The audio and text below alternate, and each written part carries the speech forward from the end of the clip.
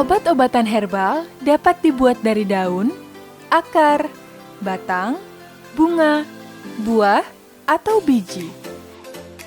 Bahan-bahan ini kemudian akan diproses. Selanjutnya, akan dilakukan pengemasan dalam bentuk tablet, kapsul, salep minyak, atau dalam bentuk minuman.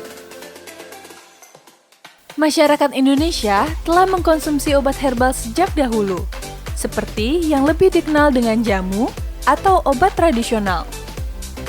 Sejak dahulu pula, masyarakat telah mempercayai berbagai khasiat obat herbal, yaitu untuk mengusir masuk angin, menambah energi, mempercantik diri, hingga meningkatkan gairah dan kemampuan seksual.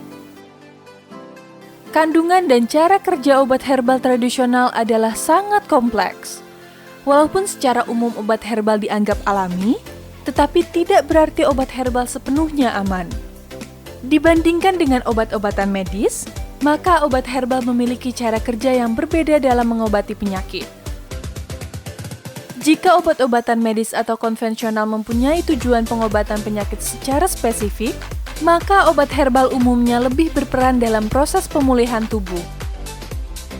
Hampir semua tumbuhan memiliki efek atau kandungan antioksidan di dalamnya.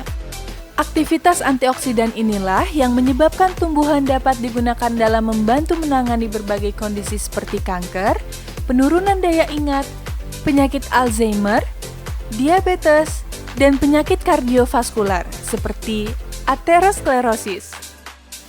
Fakta ilmiah dari berbagai penelitian sejauh ini menyimpulkan bahwa efektivitas obat herbal secara klinis masih belum didukung oleh bukti yang kuat dan konsisten.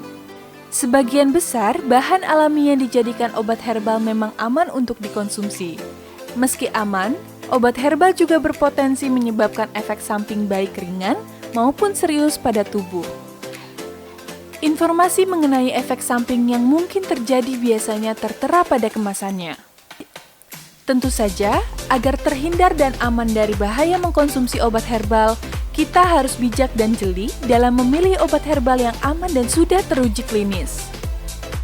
Sahabat herba kita, sebelum kita membeli dan mengkonsumsi obat-obat herbal, perhatikan lebih dulu ciri-cirinya.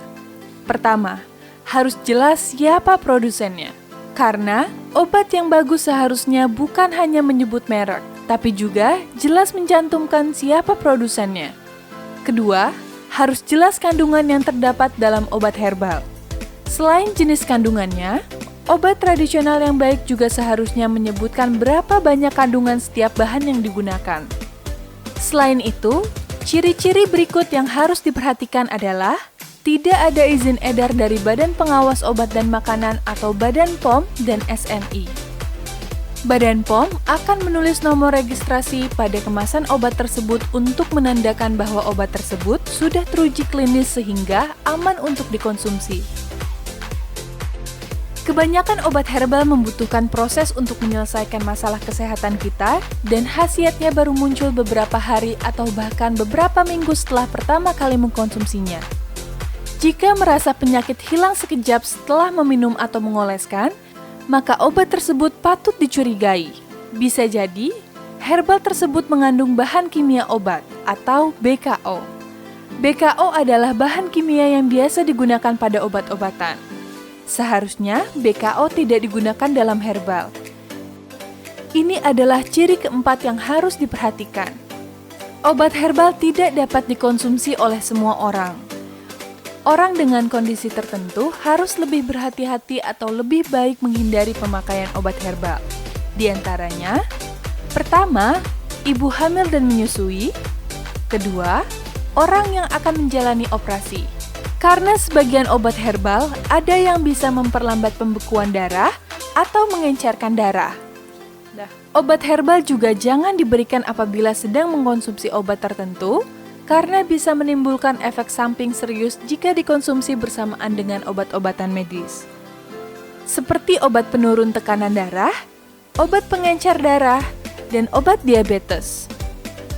Selain itu, obat herbal jangan diberikan kepada seseorang yang memiliki penyakit tertentu. Obat herbal yang awalnya dimaksudkan untuk memberi manfaat baik, justru bisa memperparah kondisi penyakit seseorang. Contohnya obat herbal Sambiloto. Obat ini dipercaya mampu meningkatkan sistem kekebalan tubuh. Namun, bisa juga berbahaya jika Sambiloto dikonsumsi oleh penderita penyakit autoimun. Sahabat herba kita, jadi jangan sembarangan mengkonsumsi obat herbal, terutama jika tujuannya untuk pengobatan.